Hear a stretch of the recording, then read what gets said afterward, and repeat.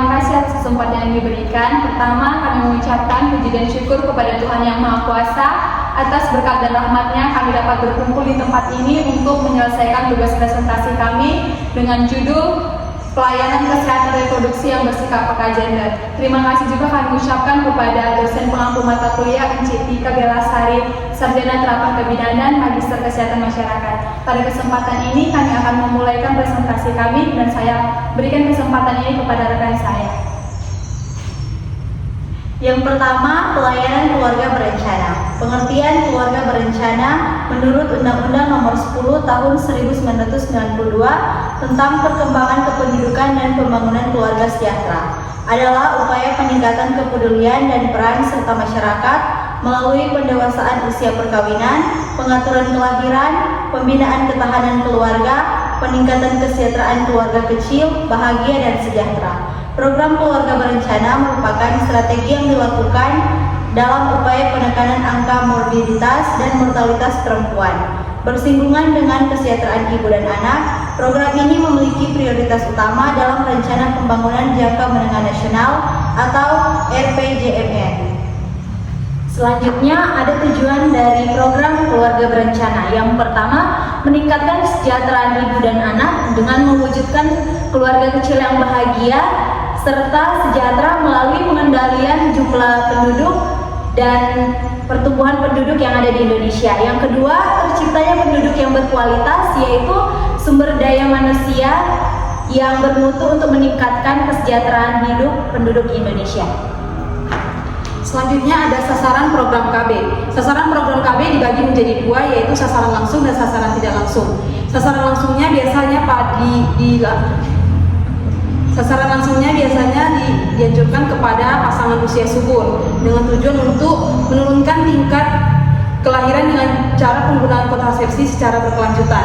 Sedangkan sasaran tidak langsungnya adalah pelaksana dan pengelola KB dengan tujuan menurunkan tingkat kelahiran melalui pendekatan kebijakan kependudukan terpadu dan merangka mencapai keluarga yang berkualitas dan keluarga sejahtera. Selanjutnya ada ruang lingkup program KB, yaitu meliputi komunikasi, informasi, dan edukasi, konseling, pelayanan kontrasepsi, pelayanan infertilitas, pendidikan seks atau sex education, konsultasi pra-perkawinan dan konsultasi perkawinan, konsultasi genetik, tes keganasan, dan adopsi. Selanjutnya, pendidikan merupakan instrumen kunci untuk mempromosikan kesehatan gender. Melalui pendidikan dapat dikaji dan disampaikan tentang pengetahuan, norma-norma masyarakat, ide-ide, dan nilai-nilai baru termasuk nilai gender.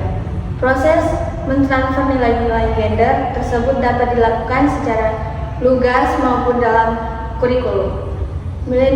Millennium Development Goal menempatkan gender sebagai tujuan pembangunan kelima yang diadopsi oleh pemimpin dunia yang diharapkan dapat dicapai pada tahun 2030. Oleh karena itu, pendidikan responsif gender merupakan konsep yang harus mendapat perhatian. Pendidikan harus memastikan bahwa semua siswa baik laki-laki maupun perempuan mendapatkan hak-hak yang tidak mengalami diskriminasi gender di sekolah. Strategi yang digunakan, pertama pelaksanaan pembelajaran yang responsif, ditunjukkan guru menyampaikan berbagai pendekatan pembelajaran, memenuhi kaidah kesetaraan dan keadilan gender. Pelaksanaan proses pembelajaran yang responsif dapat meningkatkan pemahaman siswa terhadap kesetaraan gender, anak laki-laki dan perempuan dalam iklim belajar yang saling menghargai.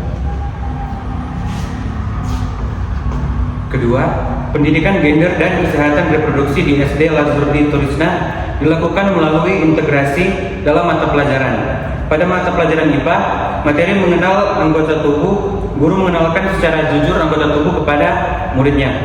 Misalnya, untuk pada mengenalkan penis dan vagina tidak menggunakan kata seperti burung ataupun nenek.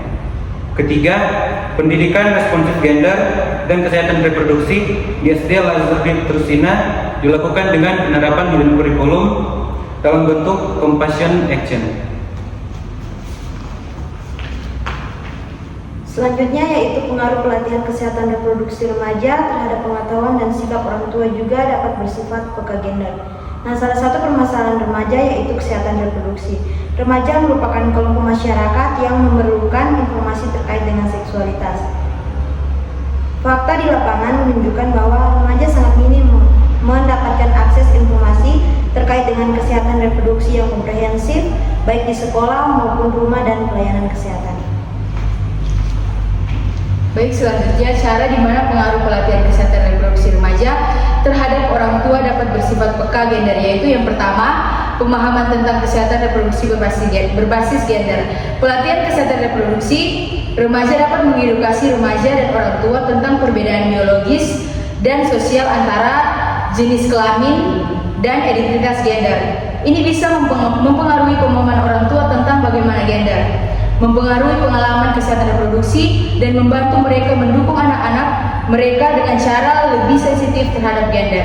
Dan yang kedua, pengenalan isu-isu kesehatan reproduksi khusus. Pelatihan dapat memberikan informasi tentang isu-isu kesehatan reproduksi yang khusus terkait dengan identitas gender, seperti perawatan kesehatan reproduksi bagi individu transgender atau non-binar. Yang ketiga, peningkatan kesadaran akan stigma dan diskriminasi gender. Pelatihan kesehatan reproduksi remaja yang mencakup aspek-aspek gender dapat meningkatkan kesadaran orang tua tentang stigma dan diskriminasi yang mungkin dialami anak-anak mereka berdasarkan identitas gender. Yang keempat, peningkatan komunikasi dan dukungan orang tua. Orang tua yang telah menerima pelatihan kesehatan reproduksi remaja yang bersifat peka gender mungkin lebih mampu untuk berkomunikasi secara terbuka dengan anak-anak mereka tentang isu-isu kesehatan reproduksi yang berkaitan dengan gender. Baiklah, sekian dari hasil presentasi kami. Sekarang kami akan membuka sesi tanya jawab. Dipersilakan. Terima kasih untuk kesempatan. Perkenalkan, nama saya Fitri Imran dari kelas B. Pada saat ini saya akan bertanya, apa saja tantangan utama yang dihadapi oleh perempuan dalam mengakses pelayanan kesehatan reproduksi, terutama di daerah pedesaan. Terima kasih. Baiklah, terima kasih kami ucapkan kepada teman kami Febrian atas pertanyaannya, dan sekarang kami akan menjawab pertanyaan